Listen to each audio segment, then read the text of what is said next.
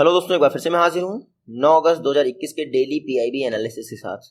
तो आज के बाद हमारा पीआईबी का कोई भी वीडियो पेंडिंग नहीं रह गया है। तो आज से आपको डेली पीआईबी शाम को 9:30 बजे मिल ही जाएगी।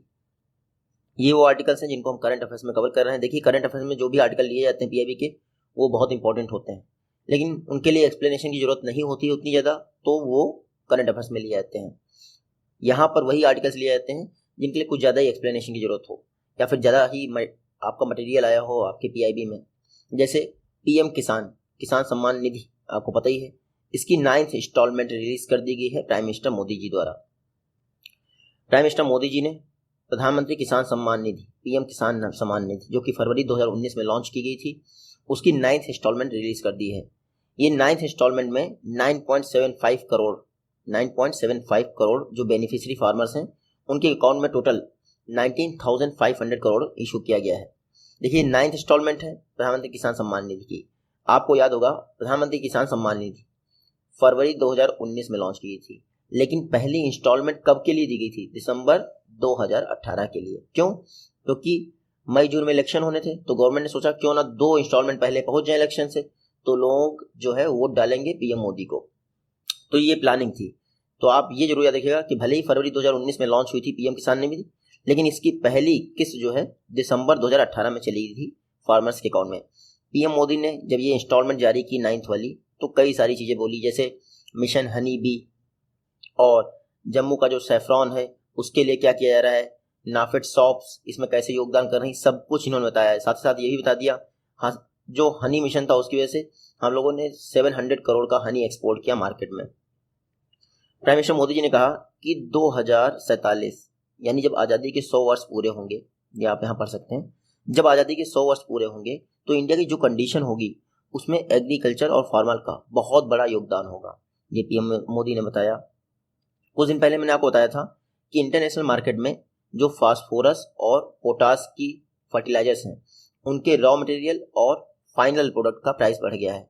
तो गवर्नमेंट ने इसको सपोर्ट करने के लिए 12,000 करोड़ से भी ऊपर फंड एलोकेट किया गया था। ये मैंने 2 दिन पहले आपको पढ़ाया था, वहां से देख लीजिए एग्जैक्ट फिगर। तो 12,000 करोड़ से ऊपर फंड दिया। हालांकि यूरिया जो है वैसे ही चल रहा है। प्राइम मिनिस्टर मोदी जी ने यह भी कहा कि एडिबल ऑयल हम लोग बहुत ज़्यादा इंपोर्ट करते हैं, तो सेल्फ रिलायंस होना है इसमें। इसके लिए क्या लॉन्च किया गया? National edible oil mission, oil palm, ये लॉन्च किया गया। एन मूव के आसपास है, आप पढ़ लीजिएगा। आपको बता दूं, अभी तक जो पाम ऑयल इसका सबसे ज़्यादा एक्सपोर्ट इंडिया को इंडोनेशिया करता था, लेकिन कुछ दिन पहले ही मलेशिया ने इंडोनेशिया को ओवरटेक कर दिया है पाम ऑयल एक्सपोर्ट करने के मामले में इंडिया को।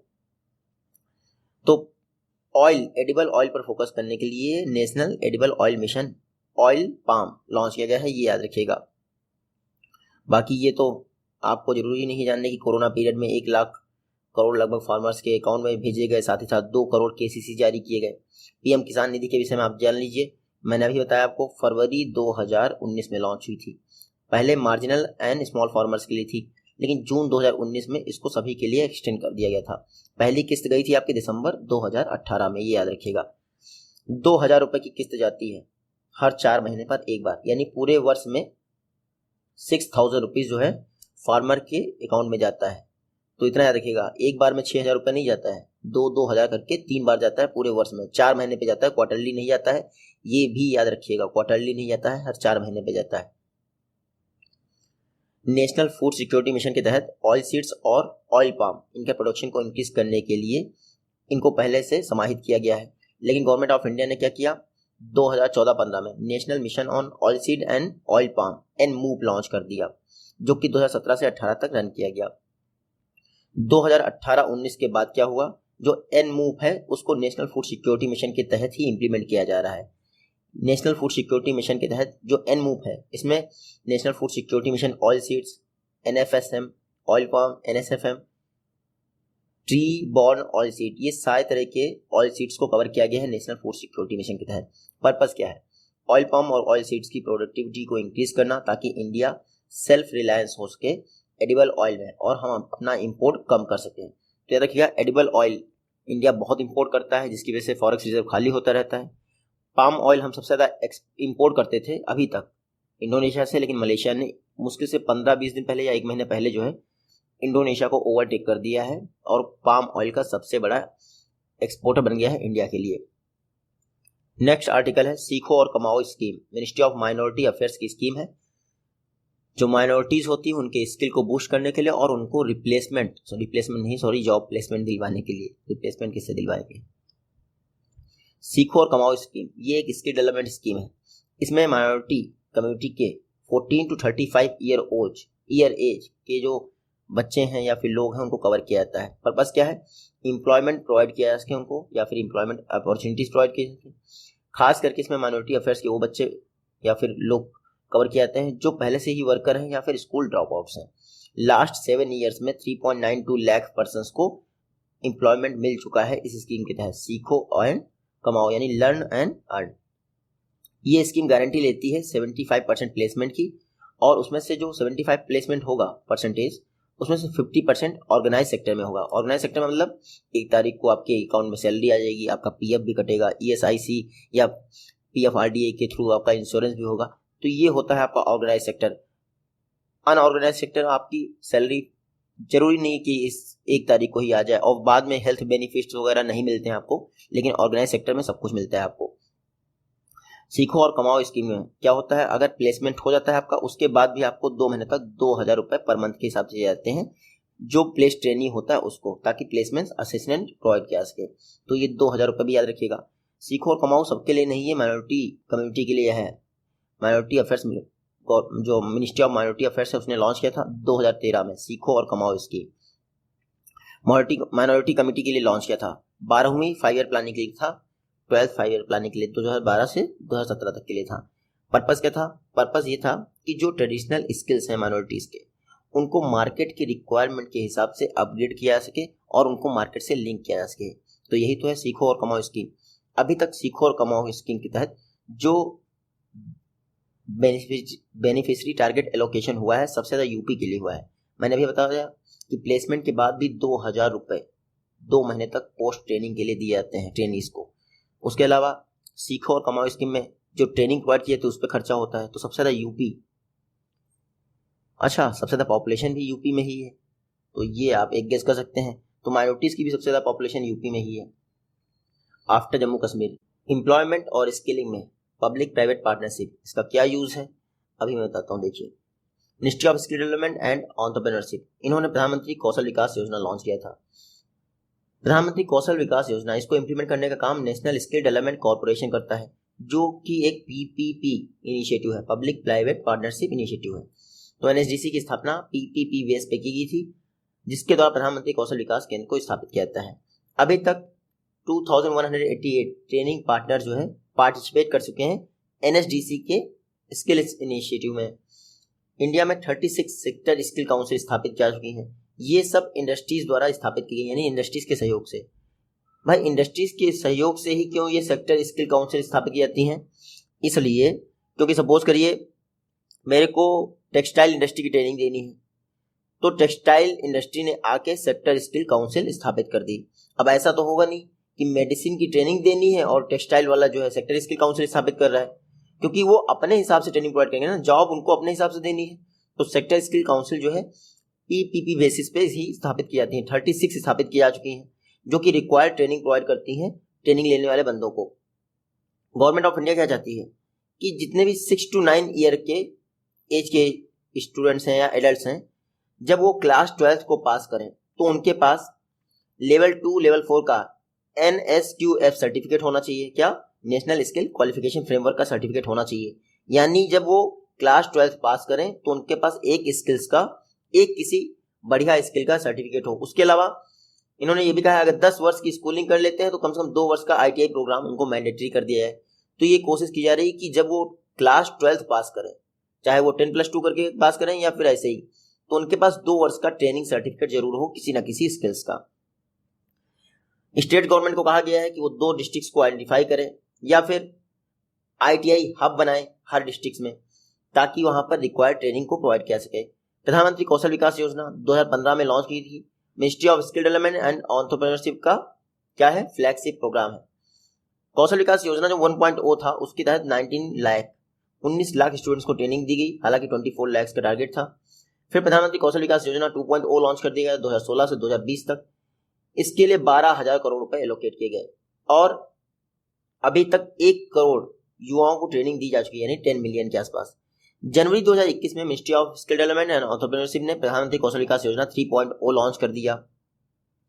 3.0 लॉन्च कर दिया। इसमें क्या था, 40 करोड़ पीपल्स को ट्रेन करना था डिफरेंट स्किल से 2022 तक। तो 40 करोड़ पीपल्स, ये तो बहुत ज़्यादा हो गया।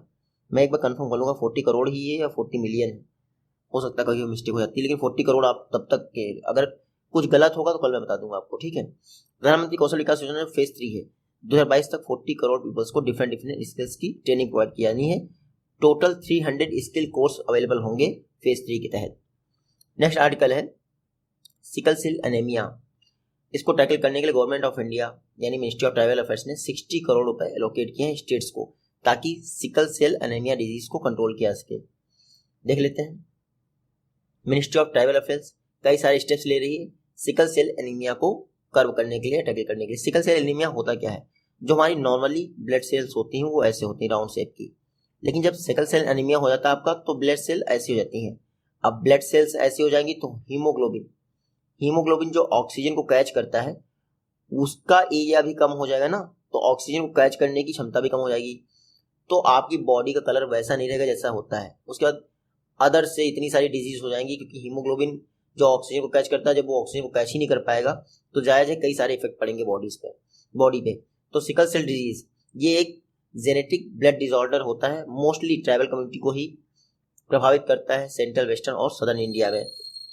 गवर्नमेंट ऑफ इंडिया क्या कर रही है, सिकल सेल एनीमिया को टैकल करने के लिए डिपार्टमेंट ऑफ बायोटेक्नोलॉजी की हेल्प से सिकल सेल ट्रेड को मैपिंग करने का काम कर रही है। जो डिपार्टमेंट ऑफ हेल्थ रिसर्च है मिनिस्ट्री ऑफ ट्राइबल अफेयर्स का, उसने सिकल सेल डिजीज से रिलेटेड कई सारे एडवाइजरीज और सर्कुलर जारी किए हैं ताकि लोगों की काउंसलिंग की जा सके प्री मैरिटल लेवल पर। अब मैरिज के बाद क्योंकि प्रेगनेंसी का केस आता है, अगर आप सिकल सेल एनीमिया से प्रभावित हैं, खास करके महिलाएं, तो उनको और ज़्यादा दिक्कत होती है। तो प्री मैरिटल लेवल पर ही आपको सिकल सेल एनीमिया की काउंसलिंग की जा सके, इसके लिए मिनिस्ट्री ऑफ ट्राइबल अफेयर्स कई सारे इनिशिएटिव कर रहे हैं, इंक्लूडिंग 60 करोड़ रुपए जो है सिकल सेल एनीमिया को टैकल करने के लिए अभी तक राज्यों को दिए जा चुके हैं। तो इतना बड़ा कोई इशू नहीं है, इसलिए 60 करोड़ दिए गए हैं। अब आप ये मत सोचिएगा 60 ही करोड़ दिए गए, बस 2 करोड़ बहुत बाकी है, बहुत काफ़ी है। देखिए सिकल सेल एनीमिया, इसके लिए आपको डिसेबिलिटी सर्टिफिकेट भी मिलता है। जो डिपार्टमेंट ऑफ एम्पावरमेंट है वो 80% अगर डिसेबिलिटी है आपकी सिकल सेल एनीमिया के थ्रू, तो 3 वर्ष के लिए आपका डिसेबिलिटी सर्टिफिकेट मिल जाएगा। हाँ, जैसे ही आप ठीक हो जाते हैं तो वो आपका डिसेबिलिटी सर्टिफिकेट रद्द हो जाएगा। सिकल सेल डिजीज मैंने ये बताया आपको ब्लड डिसऑर्डर है। एशिया में जितने भी सिकल सेल एनीमिया वाले पेशेंट पाए जाते हैं उसका 88% इंडिया में ही अकेले पाया जाता है। इंडिया में गुजरात, महाराष्ट्र, यहाँ पर सिकल सेल एनीमिया जो है बहुत प्रिवेलेंट है। गवर्नमेंट ऑफ इंडिया यानी मिनिस्ट्री ऑफ ट्राइबल अफेयर्स, खास करके अच्छा ट्राइबल अफेयर्स ही क्यों मैं बोल रहा हूँ, क्योंकि आयरन की कमी होगी तो आपके पास हीमोग्लोबिन की कमी होगी, तो ट्राइबल पॉपुलेशन मोस्टली आयरन का सेवन नहीं कर पाती है।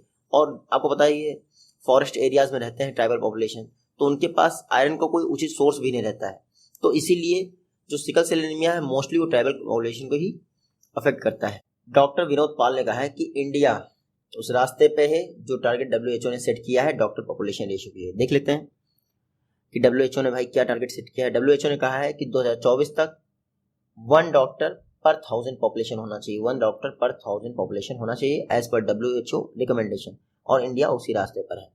देखिए 2020-21 रहा ये क्राइसिस वाला पीरियड रहा, क्यों? क्योंकि पेंडेमिक आ गया। इंडिया में जो नंबर ऑफ बेड्स थे वो 11 लाख थे, जस्ट डबल हो गए, तुरंत 22 लाख हो गए।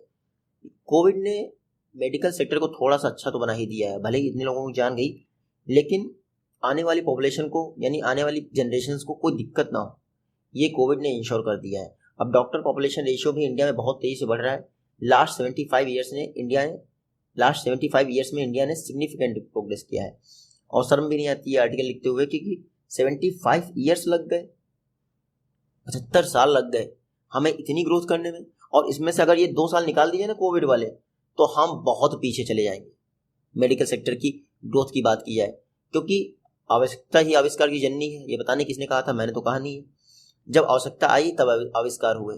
तो अगर ये पैंडेमिक नहीं आता तो हमारा मेडिकल सेक्टर अभी भी बहुत पीछे रहता।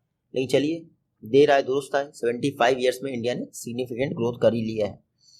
आप देखिए, इंडिया की जो एवरेज लाइफ 28 ईयर थी इंडिपेंडेंस के टाइम, अब वो 70 ईयर्स हो गई है।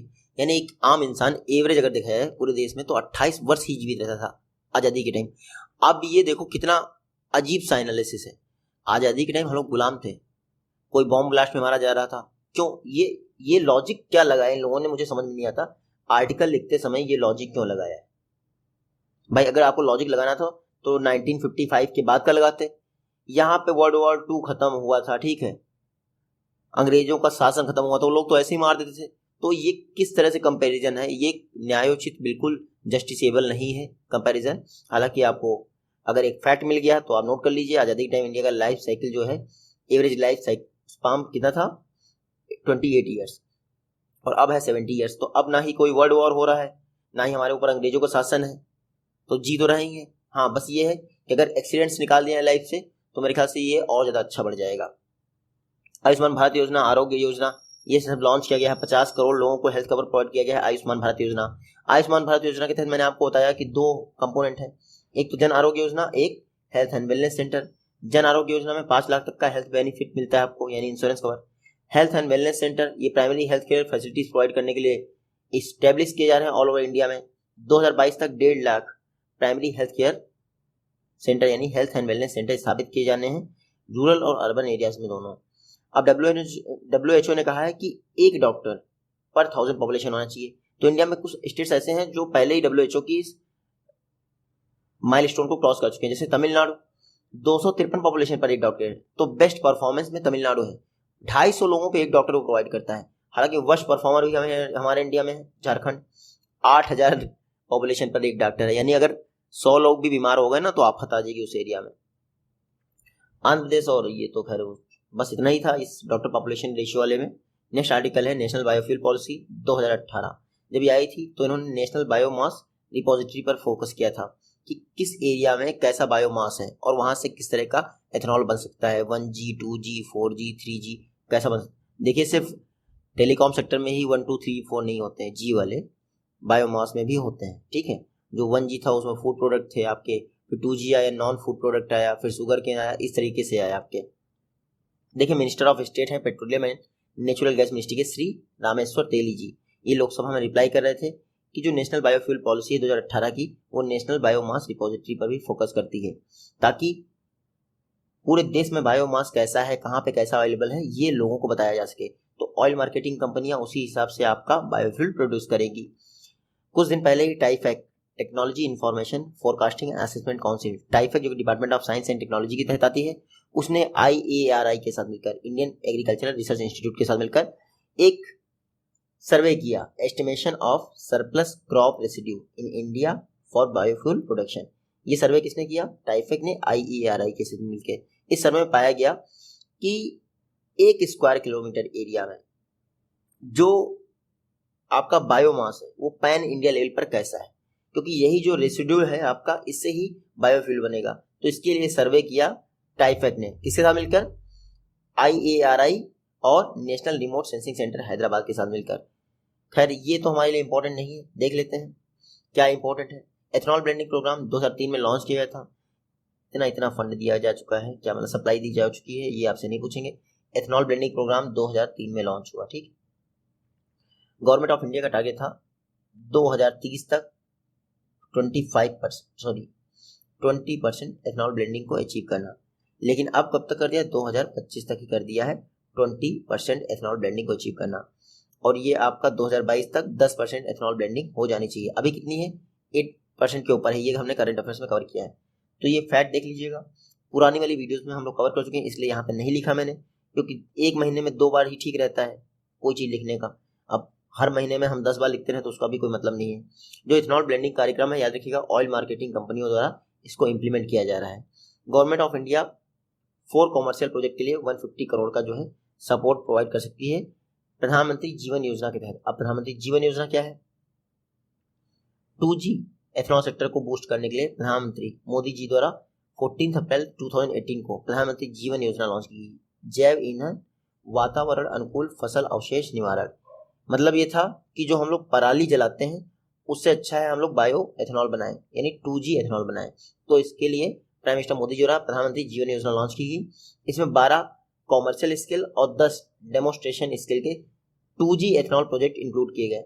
फर्स्ट फेज में आपके 6:5 का रेशियो ले गया, जबकि सेकंड फेज में आपका 6:5 का अलग से रेशियो ले गया। तो इस तरह से आपके 12 कॉमर्शियल और 10 डेमोन्स्ट्रेशन स्केल सेकंड जनरेशन के जो इथेनॉल प्रोजेक्ट थे उनके लिए वायबिलिटी गैप फंडिंग बनाई गई 2 फेज में। वायबिलिटी गैप फंडिंग क्या होता है?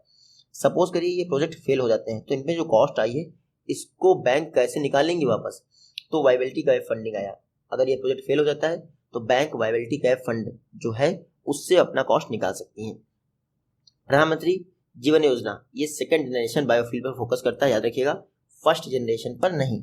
जो सेकंड जनरेशन है वो नॉन फूड क्रॉप से आता है, ठीक है, कहाँ से? नॉन फूड क्रॉप से आता है।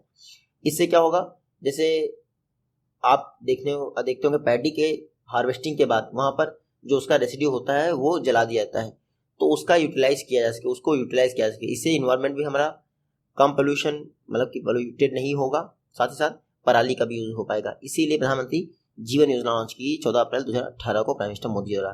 2G एथेनॉल पर फोकस करता है, याद रखिएगा, 12 कॉमर्शियल स्केल और 10 डिमोन्स्ट्रेशन स्केल के एथेनॉल प्रोजेक्ट इंक्लूड किए गए हैं और वायबिलिटी गैप फंडिंग भी बनाया गया है। इतने ही आर्टिकल थे PIB में जो इंपॉर्टेंट थे, बाकी तो करंट अफेयर्स में हम लोग कवर कर रहे हैं। मिलते हैं आपसे नेक्स्ट वीडियो में, तो टेक केयर, गुड बाय।